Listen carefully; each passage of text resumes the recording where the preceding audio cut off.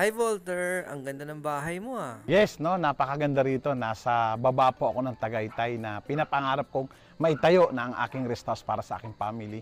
Actually ngayon, sinisimulan na rin po ang swimming pool. Sa July po siya matatapos, okay? Punta po tayo sa aking kwarto naman, no? Ito po yung kwarto ko, no, may tiris siya, di ba? Ayan, no? Pag nakahiga ka dyan, kitang-kita po sa bundok nakaharap. Okay, punta po tayo sa aking sala naman.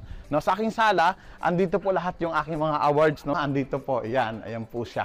No, ayan po yung mga awards ko. And then andito na rin po yung dining table, andito naman po yung kusina ko, yung kitchen ko at saka yung aking sasakyan, no. Andito po yung dalawa kong sasakyan, 'di ba? At saka yung sports car ko na Audi naman, no. At saka dito, no, kagandahan pag nakatambay ka sa sala, talagang overlooking siya. Nakaharap ka pa rin sa bundok at saka sa dagat. Ngayon naman, pupunta naman po tayo sa aking cinema at saka sa aking gym naman sa pinakababa. Kailan mo napatayo itong bahay mo? Noong 2021, no, talagang sabi ko, i-goal ko na magkaroon ng ganito kasi ito yung pangarap ko sa buhay, di ba? Actually, yung property ko is 1,130 square meter, no? Andito po yung aking cinema, punta po tayo.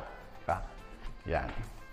Pinangarap ko magkaroon ng cinema kasi pandemic, di ba, dati sobrang hirap, no, manood ng sine, kaya ito siya, di ba? Ayan, no, may sariling cinema, may mga upuan siya, di ba? At saka siyempre, pag nasi-CR ka, malapit lang, di ba? At saka yung CR ko talagang may sarili siyang bathtub na ito yung pinapangarap ko para diyan maligo, di ba? At saka dito na rin po yung pinaka-gym niya, di ba?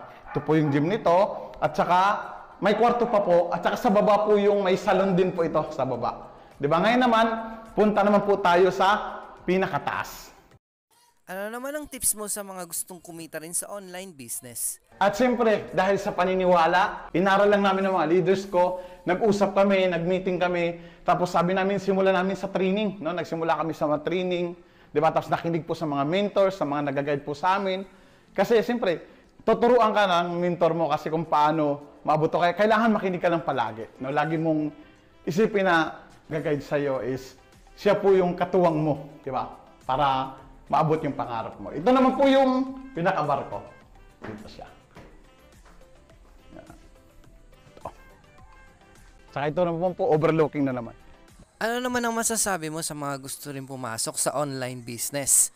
Lagi mong tandaan, dapat mag-success ka dito. Huwag mong isipin na hindi ka mag-success. Kung ano po nangyari sa amin, yun din po yung mangyari sa iyo. Ikaw na yung kasunod, huwag kang hinto.